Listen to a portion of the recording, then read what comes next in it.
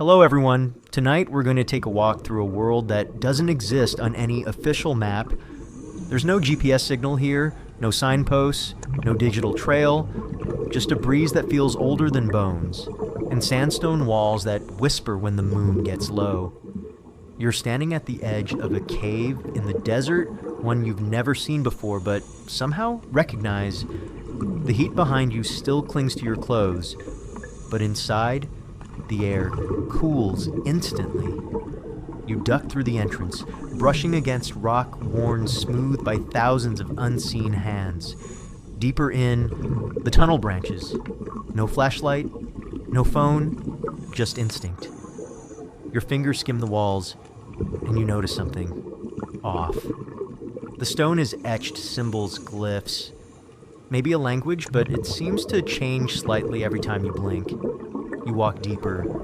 You can either rethink everything or fall asleep without even noticing. So before you get comfortable, take a moment to like the video and subscribe, but only if you really like what I'm doing here. Let me know where you're listening from and what time it is for you down in the comments. Now, turn down the lights. Maybe crank up the AC for some soft noise. And let's get started tonight. The path slopes down gently. Beneath your feet, carved steps subtle, just enough for a barefoot civilization to have worn them into place. You count them unconsciously, 13, 31, 108, numbers that feel deliberate, sacred. Maybe, at the bottom of the slope, you find it a vault made entirely of sandstone, yet somehow humming. It's round, perfectly symmetrical. You place your hand on the door, not expecting anything, and it slides open. Silently, smoothly. No grinding, no dust. Just a quiet exhale, like the chamber itself has been waiting for you. Inside shelves, books, but not made of paper. Slabs, ribbons, threads of crystal strung between copper spindles. Knowledge is preserved not by ink, but by frequency. You reach out, brush one, and a vision flickers behind your eyelids. Not a story, not a dream, a memory. But whose? Turns out, this ancient library doesn't store data the way we do. It doesn't tell you things. It gives you the memory of learning it, which, yes, sounds convenient, but also confusing. Try waking up with Pythagoras' dream journal scribbled into your subconscious and tell me how your Monday goes. Here's where it gets weird. Well, weirder. In the middle of the vault is a basin filled with what looks like liquid light, and you feel it pulling, not physically, but mentally. You're being asked a question without words, one that translates roughly to, "Are you sure you want to remember what they forgot on purpose?" Yeah, that kind of night. A sociologist might say societies erase knowledge that threatens their stability. A philosopher might call it selective amnesia, but the sandstone vault, it doesn't care. It just stores everything, even the knowledge too dangerous to speak out loud. Fun fact, in 1922, an archaeologist named Harris Stone claimed to discover a chamber like this beneath the Sahara. His notes were confiscated, and he vanished in Lisbon 3 weeks later. Was he a fraud? Probably, but also, maybe not. Scientists still argue about whether human civilizations had lost technologies we can't replicate today, like geopolymer stonework or ancient acoustic design. You wander among the shelves. Occasionally, something reaches back memories, images, even smells. One time you smell cinnamon and salt, and suddenly you know how to navigate using only the stars and the memory of ocean currents. It lasts 5 seconds. Then it's gone. Then there's the stone tablet with only one symbol, etched into it an eye with no iris. You stare at it too long, your vision fuzzes, you blink, and for a second, the shelves seem to stretch on forever, spiraling upward into a sky that wasn't there a moment ago. A book, more like a chunk of black glass, whispers to you. Not words, tones. It's like a musical scale trying to become a sentence. You understand none of it. but you feel its meaning. We were here, you were us, we are you, but only when you forget. Let that sink in while you stare at your ceiling. Now, here's your first philosophical term of the night cryptomnesia. It's the phenomenon where you remember something, but forget where it came from and accidentally think you came up with it. Imagine humanity has cryptomnesia on a cosmic scale. What if all our firsts, writing, fire, agriculture, are just reboots from deeper cycles? Oh, and by the way, there's no exit in this vault. Not because it's trapped, because it never needed one. The sandstone hums gently behind you, whispering things you're already starting to forget. And as you sit cross-legged on the floor, in a room full of forgotten memories you're now too sleepy to hold on to, something in the ceiling blinks, just once, like a star winking goodbye. Section 2. The air feels different here, cooler. Yes, but thicker too. As if knowledge has weight, and you've just walked into the deep end of it. You look down. The floor of the vault has changed, or maybe it always looked like this. And you just didn't notice until now. Geometric patterns carved so precisely, they seem impossible without lasers or madness. At the center of it all, a giant slab. Not a sarcophagus, a schematic, hundreds of interlocking triangles, spirals, and concentric circles stretch outward, converging on a single glowing glyph, a zero with an eye inside. You reach out, and the entire slab shifts upward like a touchscreen waking from sleep. Welcome to the part of the story where you learn that ancient math wasn't just for counting goats. The slab begins projecting shapes. You don't know how, but suddenly you're seeing pyramids unfold in midair. Not just the familiar Egyptian ones, but step pyramids from Mesoamerica, ziggurats from Mesopotamia, and even buried anomalies from Antarctica that look suspiciously non-icy. Each one pulses with a numerical rhythm: 3, 6, 9. The numbers Tesla once called the key to the universe, right before he died alone in a hotel room talking to pigeons. Scientists still argue about whether sacred geometry is just coincidence or intentional design by early civilizations that knew something we've forgotten. You're now in the camp that suspects forgotten is doing a lot of work in that sentence. A definition to rest your brain on sacred geometry refers to shapes and proportions believed to have spiritual meaning, like the golden ratio, which shows up everywhere from pine cones to spiral galaxies. And apparently, pyramids. Here's the kicker. Ancient builders across continents who supposedly had zero contact constructed with eerily similar math. Angles that match the tilt of the Earth. Base measurements that correspond to planetary orbits. Even the Great Pyramid of Giza, its base perimeter divided by twice its height, equals pi, close enough to make your geometry teacher weep quietly into their protractor. You sit cross-legged on the glowing floor, eyes wide, and brain doing that fuzzy thing it does when it's absorbing too much mystery and not enough caffeine.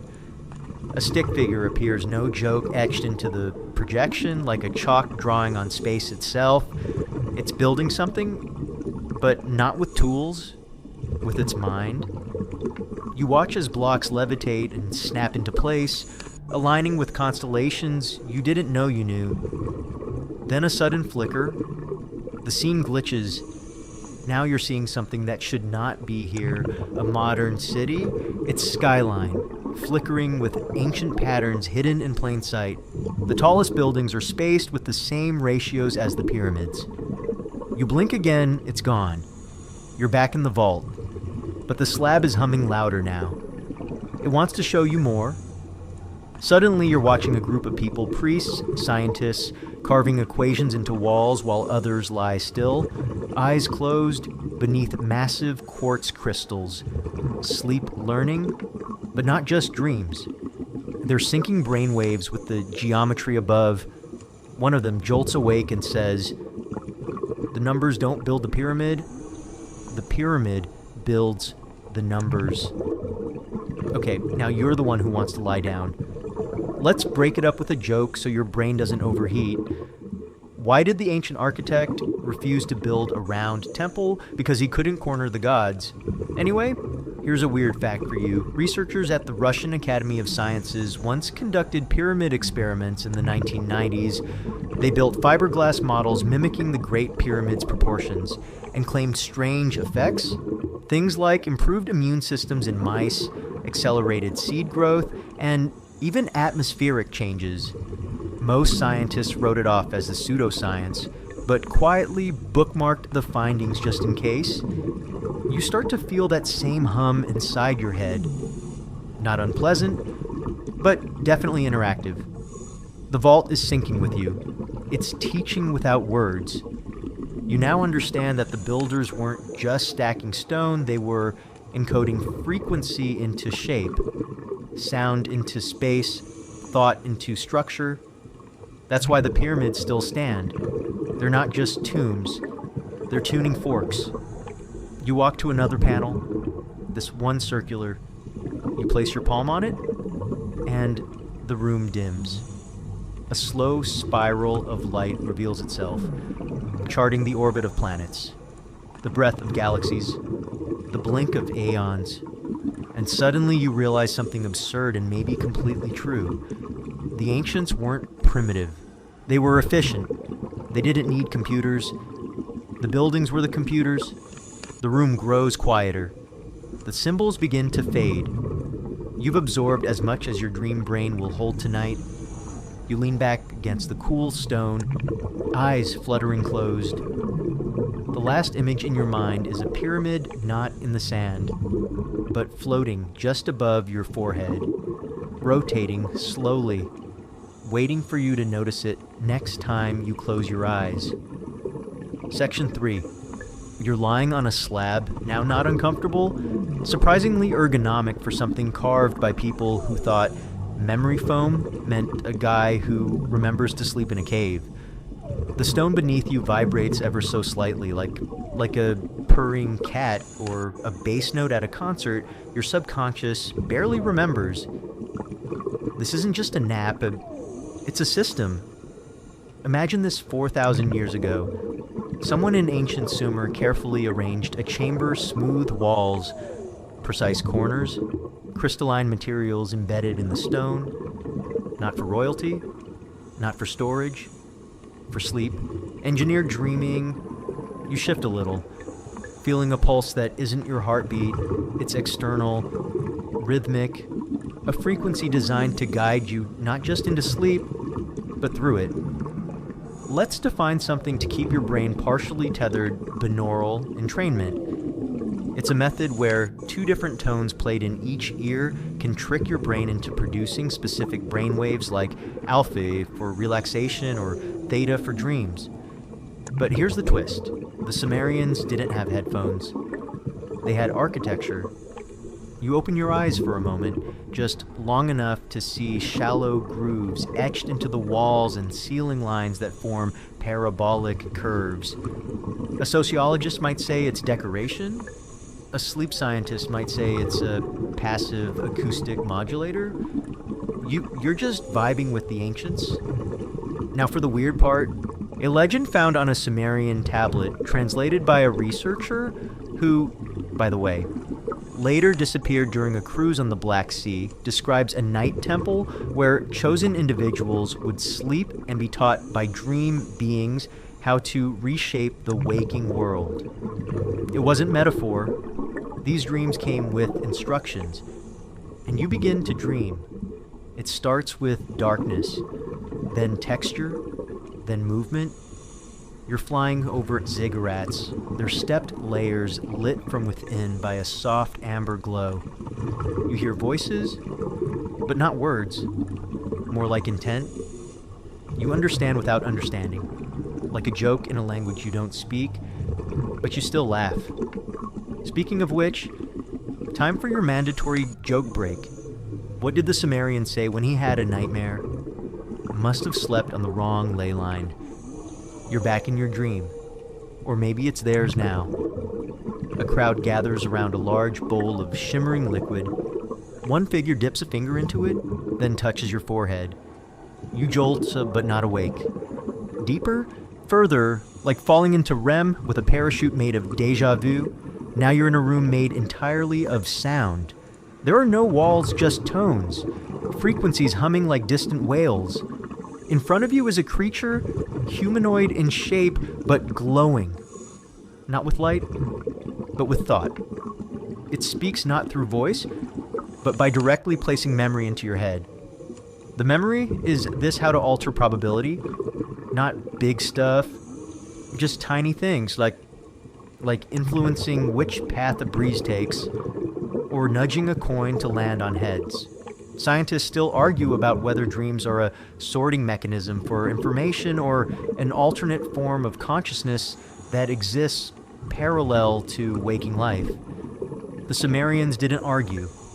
They used it. You're shown how they built entire systems of symbols, glyphs, carved into obsidian and bone that were meant to be read inside dreams. That's right. Not by your eyes, by your dreaming mind. One of those symbols now floats before you. It pulses. You reach out to touch it and wake up. Not fully. That murky, in-between state.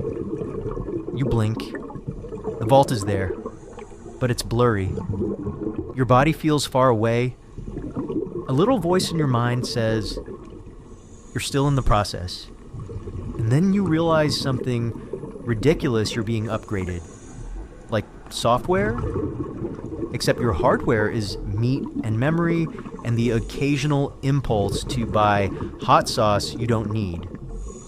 One last fact for your sleepy brain to chew on: researchers at Harvard have studied how targeted memory reactivation during sleep can enhance skill learning. That means if you hear the same subtle sound in sleep that you heard while practicing something awake, like piano scales, your brain will strengthen that memory. The Sumerians didn't need Harvard. They had stone slabs and dream rituals. You slowly sit up. The slab cools beneath your palms. You're not the same person who lay down.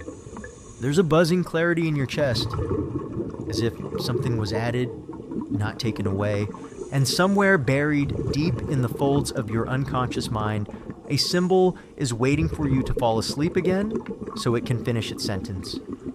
Section 4.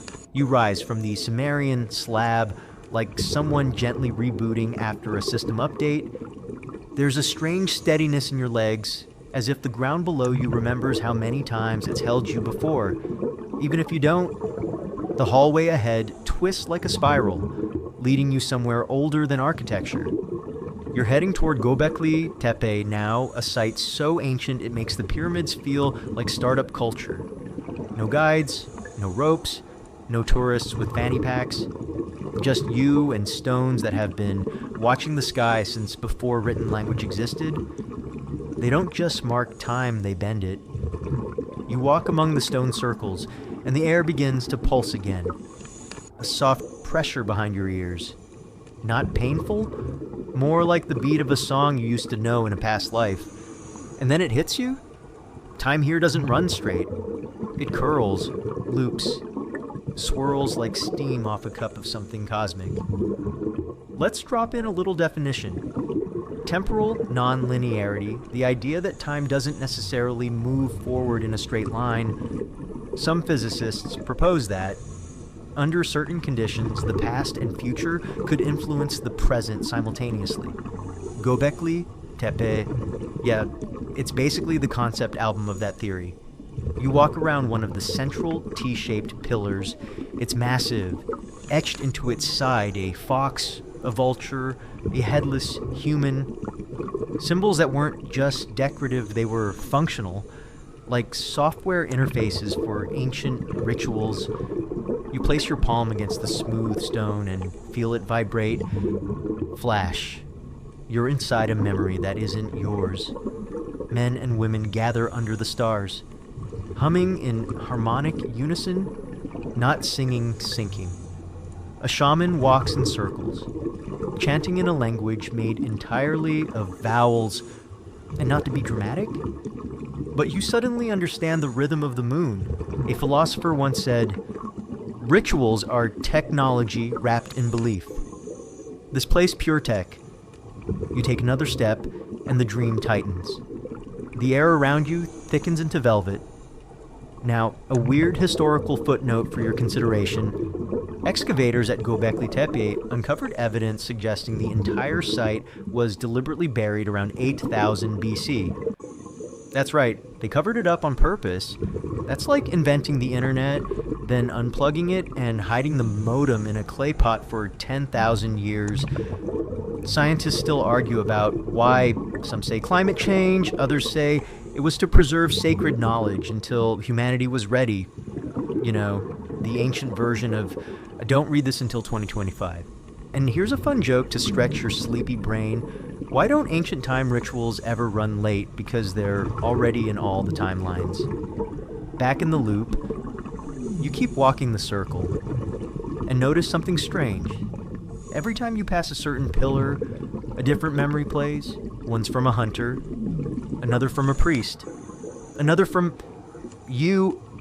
You stop and watch the shadow of your own body fall in the exact same angle as a carved silhouette on the stone. And it clicks. This place isn't a monument, it's a time loop, the kind you fall into, not out of. You're not visiting Göbekli Tepe, you're remembering it. Like a deja vu that's been simmering for 12 millennia, there's a quiet hum beneath your feet. The loop is closing. You start to walk again. Slower now. The stars above seem to tilt just slightly, aligning with the notches in the pillars.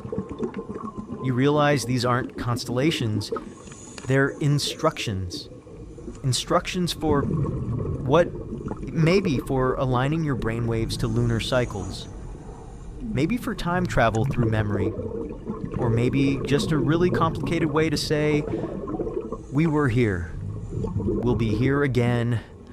Another pulse. You find yourself lying down again, right in the center of the circle. The stones form a perfect clock around you, but the hands are invisible. Your last thought before sleep takes you is strangely comforting. What if time isn't broken? What if we're just not used to the way it curves? You close your eyes, and in the distance, from a past that hasn't happened yet, someone begins to hum. Section 5. You're floating now, not metaphorically, not dreamily, actually weightlessly floating in warm, inky black water. There's no up, no down, just the subtle sensation that gravity took a lunch break and forgot to clock back in. You don't panic, you're calm. Because this is the sea around Atlantis. And yes, it exists, just not in the way you thought. Forget the marble palaces and Aquaman cosplay. Atlantis isn't a place, it's a frequency, a vibe, a moment stitched into the folds of collective memory, like a scar that you don't remember getting but still trace with your fingers at night. Something brushes your arm. It's not a fish, it's a thought. Let's throw in a definition before things get too wavy. Collective unconscious, a concept by Carl Jung, suggesting that all humans share the set of ancestral memories and ideas. Atlantis lives there, not as history, but as emotional truth. You sink a little deeper, and the water thickens, turning from liquid to memory. Images float past your eyes like jellyfish made of flashbacks in obsidian tower. A man whispering to dolphins, a dome that pulses in rhythm with your heartbeat. Then you hear it, a chorus of low tones, harmonic and slow. It's not music, it's a password. And somehow, you know it by heart. A vision begins. You're standing on the edge of a stone balcony, looking out at a city made of light. Not electric, not neon natural light, refracted through crystals embedded in every surface. Streets ripple like water. Birds fly in geometric patterns that adjust to your breathing. A woman turns to you. She has no mouth. But when she speaks, it feels like someone gently massaging your hippocampus. She says Atlantis was not lost. It was hidden in perception. You try to ask how, but instead of words, you taste copper and feel a memory that isn't yours. You see people Atlanteans deciding together all at once to pull their city from physical space and tuck it beneath the surface of thought. A sociologist might call that a meta-consensus. A conspiracy theorist would call it Tuesday. Now, for your surreal snack of history, Plato's writings about Atlantis came from Solon, a Greek statesman who claimed he got the story from Egyptian priests. But there's no evidence the Egyptians ever wrote it down, which means maybe they didn't. Maybe they showed it to him in dreams. Scientists still argue about whether Atlantis was real, metaphorical, or a mistranslation of ancient coastal erosion. But you're starting to think it's all three, and also a place you've been before, possibly while sleepwalking. Let's surface briefly for a joke. Why did Atlantis sink too many deep thoughts? Back to the float. You're drifting again. Deeper into the idea of Atlantis. The water around you thickens until it resembles quicksilver. Now the images come faster, blueprints of spiral-shaped cities, notes on water-based memory encoding, diagrams of brainwave frequencies mapped onto ocean tides. One detail catches your eye, a crystal pyramid submerged in the center of the city, said to resonate at the same frequency as the Schumann resonance, the electromagnetic heartbeat of Earth itself. And just like that, you feel it. The vibration in your chest sinks to the pulse of something enormous.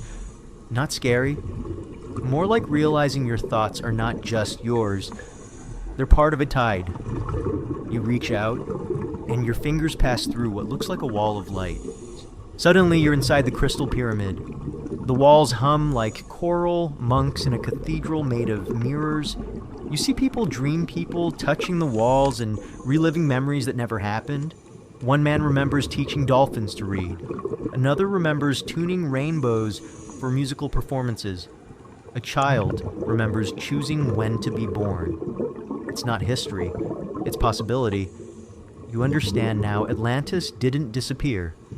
It converted formats. It exported itself into imagination, where no empire could erase it, no flood could drown it, and no academic peer review could reject it on formatting grounds. You blink, and the city dissolves into water again, warm, familiar. It feels like falling asleep inside a story you forgot was about you. Your body becomes lighter, not like you're floating, like you're being remembered. And just before you drift off completely, the woman with no mouth returns, glowing faintly, eyes soft. She whispers, not with sound, but with intention. We'll see you again when you stop asking where. Section 6. You wake up, but not all at once. It's more like consciousness fading in through layers of static. There's pressure in your skull, but not in a bad way. It's the feeling you get when something ancient and intimate is trying to whisper through your bones. You're in a room now. Smooth walls, faint glow, no light source. You reach up to rub your eyes, but your fingers stop midair.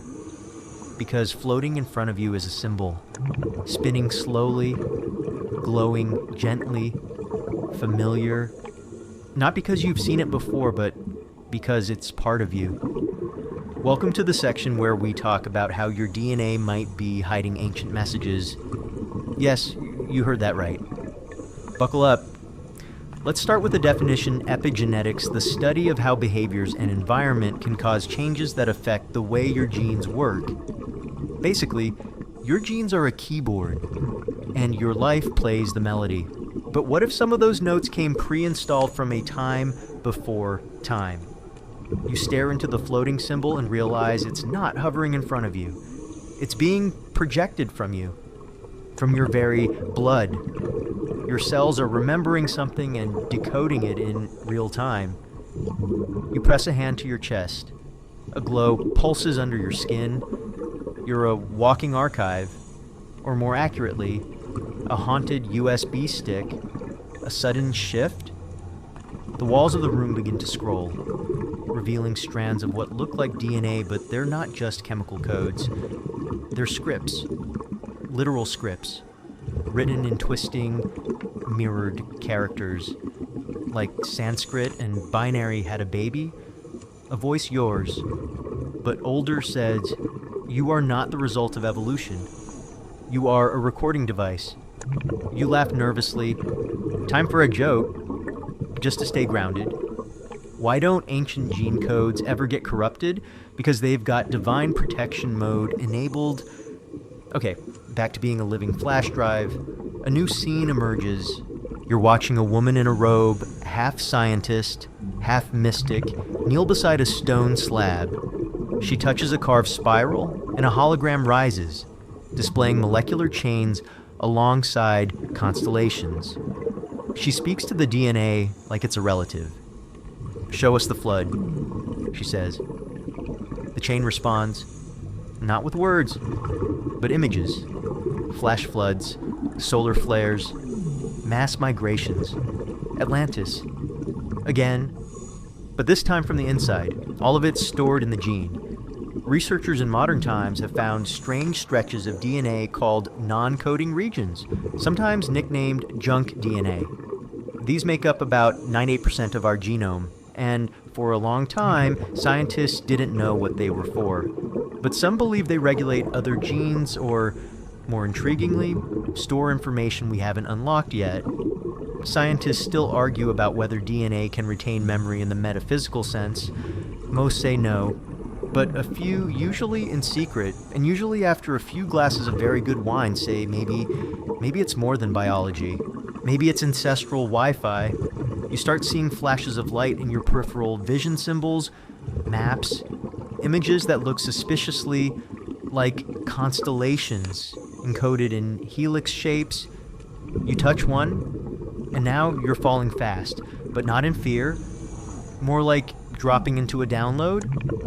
You see a language not spoken, not written, but felt. It connects memories across bloodlines.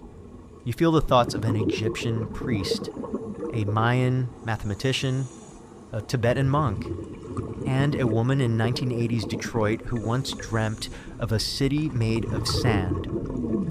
They're not talking to you, they're thinking you. You are the expression of their memory. Your body relaxes. You're starting to get it. You didn't inherit this knowledge. You are the knowledge temporarily manifested, condensed for convenience. You lie down again, and a thin spiral of light coils above you. It hums in sync with your breath. The DNA symbols start to fade, but the feeling stays like someone etched the glyphs directly into your nervous system. Before you fully drift off, one last phrase echoes in your mind. Not from a book, not from a guru.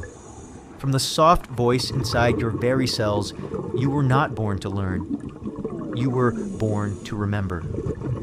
Section 7. The smell of smoke wakes you. Not acrid sweet, woody, like burned parchment and incense. You blink through the haze and realize you're sitting in a library, or rather, what's left of one. Charred beams stretch above you like ribs. Scrolls and tablets lie in shattered piles, some still smoldering. This isn't just any library. This is the Library of Alexandria, and it's burning. Again. But here's the twist. The fire isn't spreading to the books. It's coming from them. You watch as an untouched scroll ignites from the inside, burning with blue flame. Words rise from the ashes, floating sentences made of smoke. They don't drift upward. They drift into your eyes. This isn't destruction. It's dissemination. Let's define something before we get totally immolated. Information entropy, a measure of disorder in a system, often applied to data. the more randomized or scattered, the harder it is to retrieve. Burning the library, maximum entropy, unless the system wants to forget. You pick up a singed fragment. It reads, simply, we erased ourselves. Then it dissolves into ash. You stagger back. A voice, low, distant, reverent, says, this was not an accident. This was a reset. Philosophers still argue about what was truly lost when the Library of Alexandria burned. Some say it set science back 1,000 years. Others say it didn't matter because true knowledge was never written down. You step over a blackened codex and notice something eerie. Not all the books are in languages you recognize. One is written in a pattern of circles. Another uses no letters, just vibrations. You don't read these books. You feel them. And each one is weeping. Not figuratively. They're literally crying inky tears that seep into the floor and form new symbols as they dry. Knowledge isn't vanishing. It's migrating. You sit at a scorched desk, your fingers tracing the shape of a melted wax seal. A whisper curls around your ear like steam. We couldn't risk being remembered. And you begin to understand. This library wasn't destroyed by enemies of knowledge. It was destroyed by knowledge itself, a failsafe. The wisdom inside became too volatile, too self-aware, too powerful to be trusted with civilizations who thought swords were good conflict resolution tools. Time for a quick mental palate cleanser. Why did the philosopher refuse to check out books? Because he didn't want any binding agreements. Moving on. You open a drawer and find a cube. Small, glowing, humming.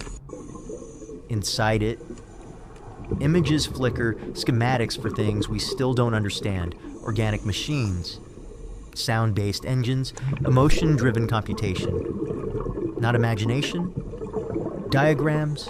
You look around and slowly realize something even more terrifying than destruction. This library didn't just store answers, it stored questions that couldn't be unasked. A few feet away, a burned tablet shows what looks like a human mind collapsing into symbols, then re-emerging as light. At the bottom, etched in tiny glyphs. Final protocol, initiated knowledge must sleep. You don't know how long you sit there. Could be minutes, could be epochs. But slowly, the smoke begins to clear, and you realize the books are no longer aflame. They're whispering. You hear phrases like, truth beyond language cannot be owned. The mind is a match. Use it wisely. Some knowledge destroys the knower. One last detail for your sleepless brain. In 2002, archaeologists discovered a series of underground chambers beneath what was once the ancient library complex, sealed, untouched, full of sarcophagi and whispering acoustics. The rooms are still being mapped. But what if they weren't storage? What if they were containment? You stand, the cube in your hand now warm, its glow fading gently. The exit is open, bathed in cool moonlight. You walk out not because you're done, but because the knowledge has decided to let you leave. And as the door closes behind you, the wind carries one last smoky phrase through the night. You can read the truth, but can you survive it? Section 8, you're outside again. Not in any city you recognize, somewhere between dream and dimension. The ground beneath your feet hums with quiet intelligence. The stars above flicker deliberately, and that's when you see them. Figures, not men, not monsters, something else. They shimmer at the edge of perception, like shadows that haven't made up their minds yet, not hiding from you, waiting for you to notice. This is where the ancient secrets stop pretending to be metaphor. You're meeting the gods now, but not the lightning-throwing kind. These aren't aliens in flying saucers. They don't need spaceships because they travel through thought. Let's define this gently altered states of consciousness, mental conditions that differ significantly from the waking norm, often achieved through meditation, psychedelics, sensory deprivation, or apparently millennia-old initiation rituals involving honey, sound baths, and probably goat-related symbolism. The shimmering figures watch you. They shift between forms: a bird, a flame, a human face that's somehow your face. One steps forward, not physically, energetically. You feel its presence in your spine first, then your lungs, then your teeth, which is disconcerting. It speaks to you in layered thought packets. Here's the first one we never left. You stop listening. The air vibrates with context. You see a montage early humans around fires, painting visions on cave walls, not decoration, maps, mental travel guides. The gods weren't worshipped, they were consulted, collaborators in evolution, co-authors of cognition. Then came agriculture, then empire, then silence. The dream antenna got dusty, and the gods faded, not gone, just harder to hear. You're shown a ritual, simple, repetitive drumming, low-frequency chanting, someone drinking something thick and bitter, and then the threshold breaks, the veil parts, and in walks one of them, calmly, like they were just next door and someone finally knocked. A philosopher might call these entities archetypes of the collective psyche. A mystic might call them the Watchers. A neuroscientist would ask if you've been getting enough sleep. But you're just glad they don't bite. You try to ask a question, and they respond before you finish it. We appear in the shape your mind allows. That shape changes every few centuries. Oh, right. That explains why one of them currently resembles an octopus made of stained glass, and another looks like a librarian wrapped in smoke. Scientists still argue about ancient contact theories. Did early civilizations experience hallucinations and call them gods? Did they ingest psychoactive plants and encounter their own minds dressed in feathers? Or did they open portals, mental or otherwise, that connected to something legitimately other back to your vision? You're standing now on the edge of a field, watching an ancient priest draw a spiral in the dirt. The visitors step into the spiral, not physically but cognitively. They download themselves into attention, not into your eyes or ears, into the act of being noticed. One more weird historical footnote. In 1986, a linguist named Lisa Rawlings published a paper claiming several ancient languages contained embedded rhythmic structures like built-in mantras that could entrain brainwaves. She later went off-grid to live in the Bolivian jungle and hasn't published since. Coincidence? Or promotion? Time for your mental espresso shot. Why did the alien refuse to abduct the philosopher? Because he kept asking why instead of where? The gods begin to fade now, but not completely. One leans closer not to threaten, but to reassure. Their form is pure light, but curved like a fingerprint made of sunbeams. They give you a phrase, not in words, but knowing we never needed belief. We needed bandwidth. You step backward, and the space around you shifts. The ground becomes thought, the air becomes memory.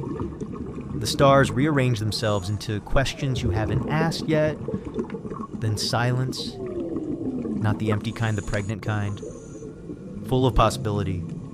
You're alone again, but you don't feel alone. You feel remembered.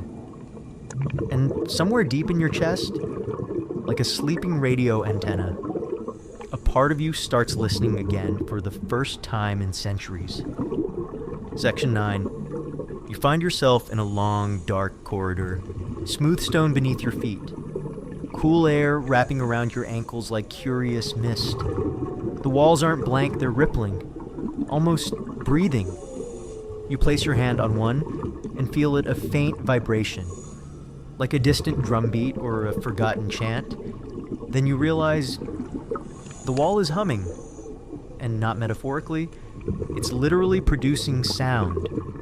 You press your ear against it, whispers, chants, maybe even laughter.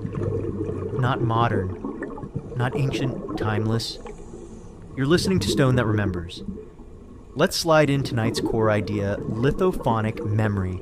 The theory that some materials, particularly certain stones, can store and reproduce sound waves due to their mineral properties and physical structure. Think of it like vinyl for the gods. Scientists still argue about whether this is myth or misunderstood physics, but archaeological sites like Newgrange, Chavin de Huantar, and even parts of the Great Pyramid exhibit unexplained acoustic behavior. Sounds echo in impossible ways. Certain tones resonate with specific chambers. Coincidence? Maybe. But then again, you're standing in a corridor that's literally whispering back.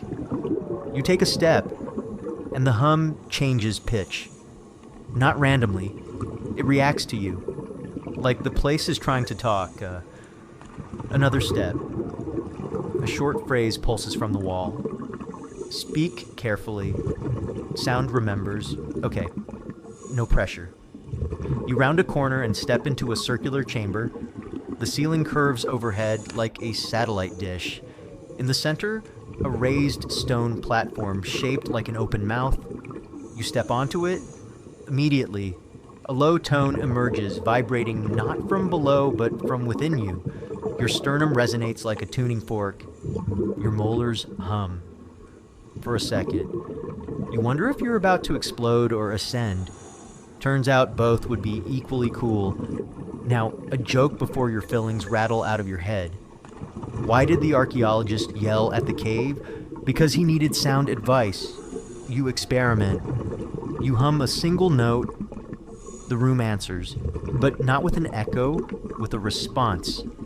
A phrase in a language you don't know, but absolutely understand. This is where monks stored meaning. You try again. This time, a question. Why hide it in sound? Answer, because fire burns books, but cannot burn frequency. Mic drop. You step off the platform, and the room sighs yes. Sighs like it's sad to see you go. Like it's enjoyed finally being used for something other than dust collection. As you walk deeper into the structure, the vibrations evolve into patterns, pulses that make geometric shapes in your mind. You don't see them, you feel them. Triangles of intent, spirals of emotion, rhythms that shape memory itself. Here's your strange but true story of the night. In 2008, a researcher in Italy studying megalithic sites found that certain chambers amplified specific vocal frequencies associated with altered states of consciousness. Sing the right tone in the right place, and your brain starts tripping without drugs. Stone-based psychedelia, earthwave meditation. You arrive in a smaller room, this one lined with stone tubes embedded in the walls. You touch one, and it sings a different tone from the others. You touch another, same, different voice, same language. Together, they build a sentence in resonance. This chamber is a song. Play it carefully. The tubes are tuned.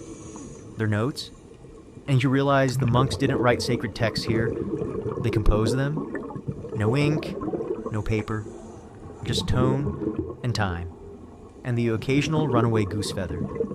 You sit, cross-legged, quiet. The room pulses again slowly now, like a heartbeat sinking to yours. And with each pulse, a memory forms in your mind. An old man humming while carving a pipe, a child holding a seashell to her ear and hearing secrets. You, from a future not yet lived, recording this moment in your own voice. This isn't a chamber of echoes. It's a vault of vibration. And as the final tone fades, one thought remains. Words are temporary, but resonance, Resonance lasts forever.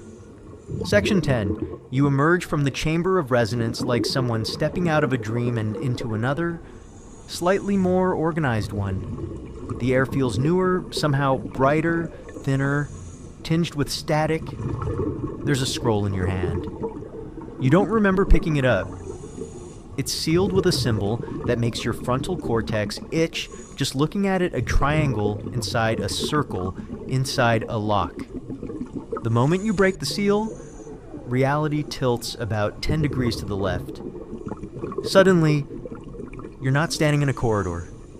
You're in an office, fluorescent lights, gray carpet.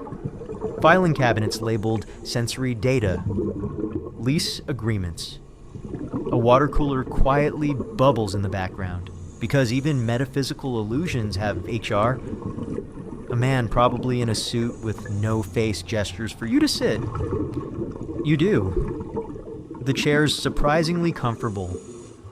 He slides a contract across the desk. You read the header, Perceptual Lease Agreement Reality. Standard plan version 3.4059. You laugh nervously. Surely this is a joke. He doesn't laugh back. His face doesn't move. He just tilts his head in a way that says, "You're not special." Everyone signs it. Let's take a moment to define tonight's core concept, perception as a service. The idea that your sensory experience of reality, sight, sound, smell, emotion is not an inherent function of the universe, but something your brain rents based on evolved filters. Filters you didn't design, can't change, and definitely didn't read the terms and conditions for. You read the contract. It outlines things like visual continuity rendering, narrative stabilization overlays, and consciousness throttling to avoid overwhelming the ego node. One clause catches your eye. Tenancy of self is non-transferable and terminates upon objective dissolution or recursive awakening. Whichever comes first. Okay, cool. Not ominous at all. You ask the faceless figure, "Who wrote this?" He replies without speaking. "You did, but only while asleep." Let that sit in your subconscious for a bit while we toss in a joke. Why did reality raise your rent? Because you kept trying to manifest beachfront property? Back to the contract. The next page lists options for premium upgrades, deja vu suppression, coincidence amplification, dream retention, multi-track identity playback, all currently grayed out under maintenance. There's a footer at the bottom of the page in tiny print, free trial of reality, expires upon enlightenment or death, whichever causes less paperwork. Your head spins a little.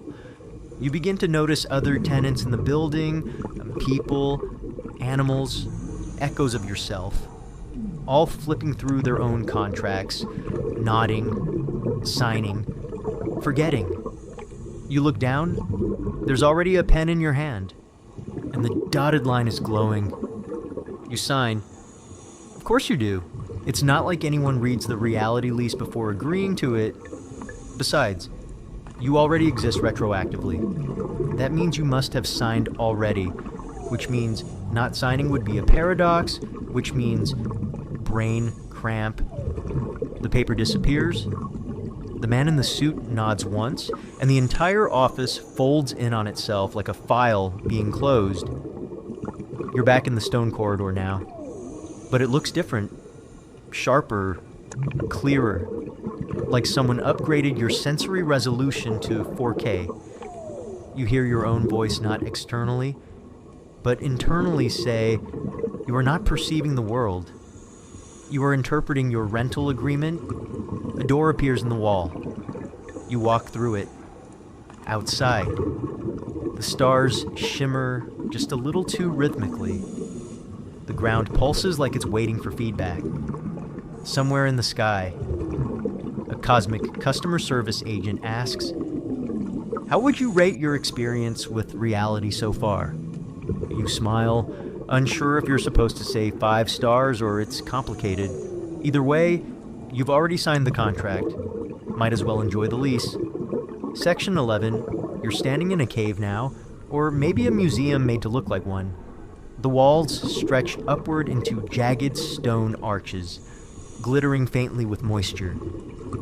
A soft blue glow pulses from deep within, lighting the edges of ancient handprints, smeared charcoal spirals. And wait, is that a drone? You step closer? Yeah, etched into the wall. Right next to what appears to be a prehistoric deer hunt is a line drawing that unmistakably resembles a modern quadcopter. Smooth body, 4 blades, camera dome, caveman, surveillance. You blink. Next to it is something that looks eerily like a circuit diagram primitive. Yes, but unmistakable in its symmetry and logic. Not just doodles, schematics. You take a slow breath. Let's define the big idea here. Anachronistic symbolism, the appearance of modern concepts or technology in ancient imagery, often dismissed as coincidence, misinterpretation, or someone had too much fermented berry juice. But what if it isn't? You move down the wall and see more. A stick figure holding a rectangle to its face, could be a tablet, could be a mirror, could be an early selfie. A sociologist might explain this as symbolic representation of a deity. An archaeologist might call it a ritual item. A conspiracy theorist on the internet would call it proof. And you're just trying not to laugh, because the next image looks exactly like someone on a Zoom call. Let's break the tension with a joke. Why don't cave artists draw in binary? Because they didn't want to bite off more than they could chisel. You step back. Now the whole wall makes sense. It's not a mural, it's a storyboard, an instruction manual, maybe even a warning. Suddenly the wall pulses. The drawings shimmer slightly, their pigments reacting to your gaze. One image barely noticeable before grows brighter. It shows a human figure standing under a dome, surrounded by beams of light. Above it floats a circle within a square. Below the symbol for recursion, you feel something unlock in your memory. A story, a myth, really, about a tribe who believed that time loops every 12,000 years, that advanced civilizations rise, fall, and leave behind fragments like fossils of forgotten futures. In 1994, scientists discovered the Chauvet cave paintings in France, perfectly preserved for over 30,000 years. Among them, a peculiar shape resembling a 3-lobed pattern eerily close to a triquetra or even a stylized atom. No explanation has ever satisfied everyone. Some think it was spiritual. Others think it's pareidolia. You think it might have been a data point? You run your fingers along one of the carvings. A series of circles and triangles spiral inward, converging on a shape you now recognize as a stylized eye. And then the ground shifts. Slightly, subtly, the cave wall rotates. Behind it, hidden until now, is another chamber. Smaller, tighter, covered in red dust. The walls are blank, except for one giant glyph etched across all 4 surfaces. It's a circuit, and it pulses when you breathe. This isn't just art. This is archived cognition, thought encoded visually, left behind like cave graffiti for consciousness itself. One last twist before you tuck your brain in for the night. In 2010, a team studying ancient pigments in Spain found nanostructures in the paint mineral arrangements so precise they resembled modern synthetic nanotech. Naturally occurring, possibly, deliberate, debated. Fascinating. Absolutely. You sit, the glyph around you begins to animate, not in motion, but in meaning. You feel it unfolding in your mind, bypassing language, embedding something deep in your sleep-deprived skull. History doesn't repeat, it reloads. You lean against the wall and close your eyes. Outside the cave, the stars glimmer above fields that haven't existed for millennia. Somewhere, a primitive hand once reached out and accidentally drew the future. And now it's your turn to remember it. Section 12. You're back on your feet, following a winding staircase carved into stone. Each step creaks, even though stone technically shouldn't creak. But here, logic is just a polite suggestion. You're entering a place that doesn't exist on any map, no coordinates, no "you are here" arrow. Just a sign above the threshold etched in 3 different scripts, one you read, one you feel, and one that gives you a nosebleed just looking at it. It says, Department of Eternal Patterns, Archive C. The room inside is massive. Spiral shelves stretch endlessly outward, each one stacked not with books, but with translucent plates like vinyl records forged from frozen thought. Welcome to the archive where history files itself. Let's define the main concept here, recursion. It's when a thing refers to itself or repeats its own pattern.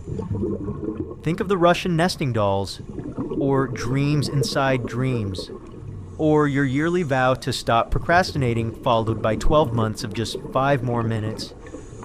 You walk past plates labeled Rise of Empires, Collapse of Empires, and repackaging of the same mistakes.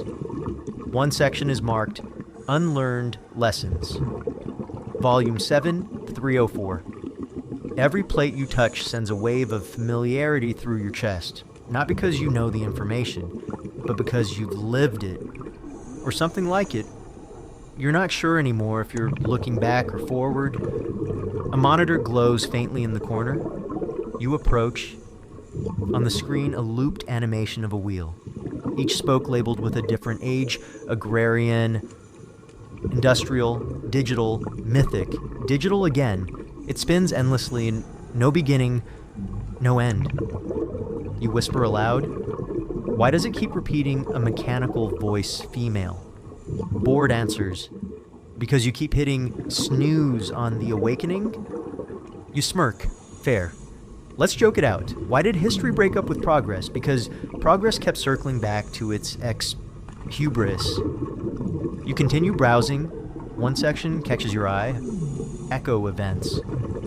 It contains plates showing identical events centuries apart. Pandemics, invasion, rebellions, housing crises, celebrity meltdowns. It hits you. History isn't just a linear tale, it's a fractal patterns within patterns. From empires to neurons to the structure of galaxies, it all loops, just at different scales. Scientists still argue about whether history is cyclical, linear, or a complete mess made coherent only by hindsight. Philosophers suggest it might be a test with repeating questions. Fewer and fewer remember the answers. You reach the center of the archive. A pedestal holds a single plate, glowing softly. It's blank at first. Then words begin to etch themselves into the surface, like thoughts typing themselves. What will you do differently this time? You stare. 1,000 lifetimes rush past your mind's eye, old regrets, decisions made in fear, chances not taken because next time was always assumed. This plate isn't a record, it's a mirror. Suddenly, a small door in the pedestal opens, revealing a drawer. Inside, a stylus made of obsidian and something faintly shimmering, maybe crystal, maybe memory. You pick it up. For a moment, you hesitate. Then you carve your sentence onto the plate. The words vanish instantly. Because this archive doesn't store what you say. It stores what you mean. You stand. The spiral shelves begin to turn slowly, like a massive clock winding itself. Somewhere deep within the archive, a soft bell rings, not an alarm, but an awakening. You walk away, your own thoughts looping with new intention. As you exit, you see a small plaque hanging on the final arch. The future always arrives dressed in recycled mistakes. You smile and step into the next corridor. Just a little wiser. Just enough to break the loop. Or maybe this time, rewrite it. Section 13. You blink and you're no longer in a corridor or an archive or even a place. You're floating in nothing. A void the color of closed eyes with no sound but the faint, pulsing whisper of thought. Not your thoughts, just thought itself. Free floating. Disconnected, wild, and then a presence. Not a person, but a language. It doesn't speak to you in words. It thinks itself into your mind. Not like a voice. More like meaning being poured directly into the architecture of your understanding. You try to respond, but your mouth doesn't exist here. Only intent does. This is the forbidden language of thought. The one that bypasses symbols, skips syntax, and speaks in direct cognition. Let's define something soft and surreal here. Idioglossia, a private language, often invented by twins or small groups, that encodes meaning uniquely and bypasses conventional structure. Now, take that concept and scale it up to a civilization. You realize this isn't just any language. It's one developed for minds that didn't need mouths. It's not dead. It's dormant. You focus on an idea, just a test curiosity. Instantly, the space responds. Shapes unfold around you, a spiral staircase, an open window, a hand reaching toward a flickering light. These are not metaphors. These are the literal renderings of curiosity in this language. Thought is visual, emotional, and spatial all at once. A philosopher might call this a form of noetic communication, knowledge, transmission that occurs beyond rational thought. A neuroscientist would just ask how many hours of sleep you got last night. You reach out with another idea, regret. The void darkens, cold stone appears, a clock with no hands, a locked door, a version of you walking away from something undefined over and over. This language doesn't translate words, it translates meaning. And once meaning enters you in this way, it stays. Time for a little joke to ground you. Why don't telepathic beings ever argue? Because they already get each other. You hear laughter in the void, not from outside, from within. This language doesn't just connect speaker to listener, it connects you to yourself. You're shown a memory you didn't know you had sitting by a fire in a cave, humming to yourself. But the hum wasn't just sound, it was an early form of this language. Not verbal, vibrational, intent-based. You were trying to say, stay safe, but all you had were grunts and rocks. So you made do. Over centuries, this language was hidden, buried under alphabets and grammar and polite dinner conversation. But it never disappeared. Now, it stirs. You begin to feel it waking up inside you. Not fluently, not yet, but pieces. A thought of sorrow becomes the image of rain falling in reverse. A wish becomes a tunnel with no visible end. Forgiveness takes the shape of an untying knot in warm hands. You realize what this language truly is. A mirror that shows what you actually mean, not what you say. And that's why it was forbidden.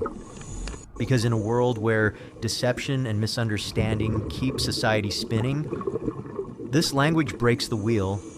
It removes plausible deniability. It removes ego buffering. It speaks what you cannot unthink. Scientists still argue about whether thought itself can be universal, whether a baby born into silence would invent its own structure of communication. But in this place, the debate ends. Thought is the medium, meaning is the message. You're handed something now, not by a person, by the language itself. A single shape. It's simple, a curved triangle inscribed within a spiral. You don't know what it means, but you do. It means you are ready to understand. You hold it close, and as the void begins to dim gently, lovingly, you feel the language retreat back into your neurons, your blood, your dreams. Not gone, just waiting for the next time you have a thought too complex for words. or a truth too important to lie about. Section 14. You wake up underground, but not in the usual way, not in a cave, not a bunker. This place feels like it's under something heavier than Earth, like it's beneath reality itself. No walls, no floor, just shifting shapes and shadowy streets, lit by glowing signs that flash words you can't quite read, but somehow know are important. You're walking through a city that only exists in dreams. It doesn't look futuristic. It doesn't look ancient. It looks remembered. Every building feels familiar, like deja vu wearing architecture as a disguise. You pass a corner cafe that you swear was in your dream last Tuesday. A soft voice drifts from inside. Welcome back. You turn. No one's there. Of course. Let's define the dreamy foundation here. Aeronautics, the practice of consciously navigating dreams. Some people train themselves to do this. Others stumble in by accident. You've got a free pass tonight. You walk further into the dream city. The buildings are shaped like emotions. One looks like guilt, all jagged glass and half-built staircases. Another looks like joy, a glowing orb with open doors that hum in perfect harmony. The sidewalks are made of memory. Literally, you glance down and see moments you'd forgotten running through sprinklers as a kid. An awkward high school dance. The time you laughed so hard you cried over nothing at all. The city isn't made of stone or steel. It's made of you. But you're not the only one here. Figures walk past you, some faceless, some oddly familiar, like a classmate you never spoke to but still somehow miss. They don't bump into you. They drift around you like thoughts avoiding direct confrontation.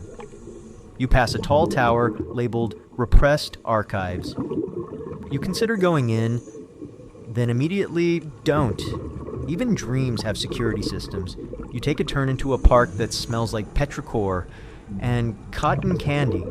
The sky above isn't night or day, it's an emotion too complex to name. Somewhere between nostalgia and hope.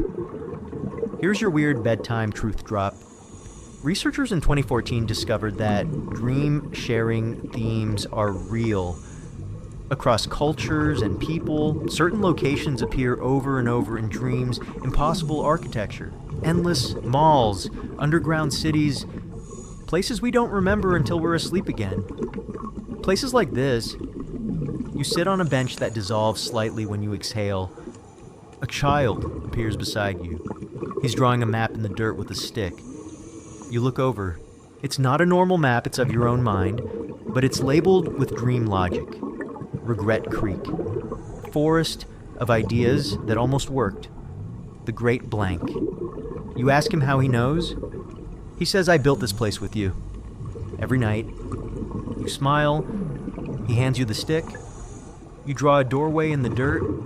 It glows, opens, and just before you walk through it, he adds, the city remembers you, even when you forget it.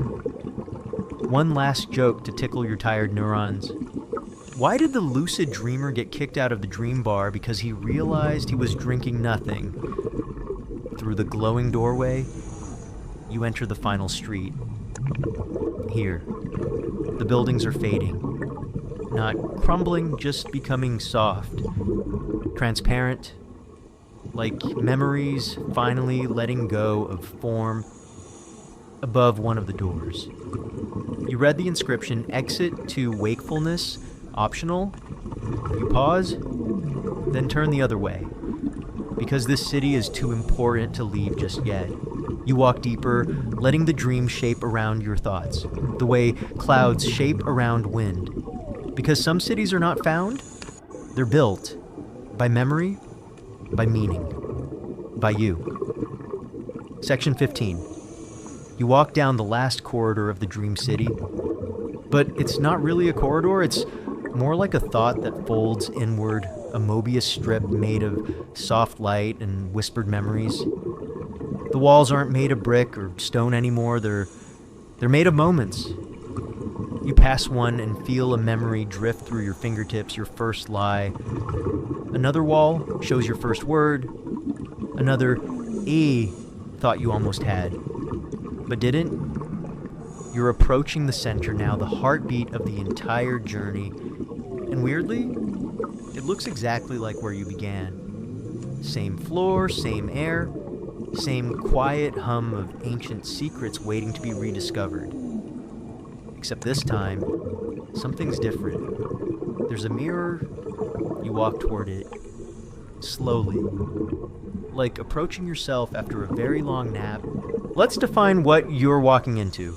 Loop closure, a term used in robotics and mapping. It describes when an agent realizes it has returned to a previously visited place, which allows it to update its internal map with new accuracy.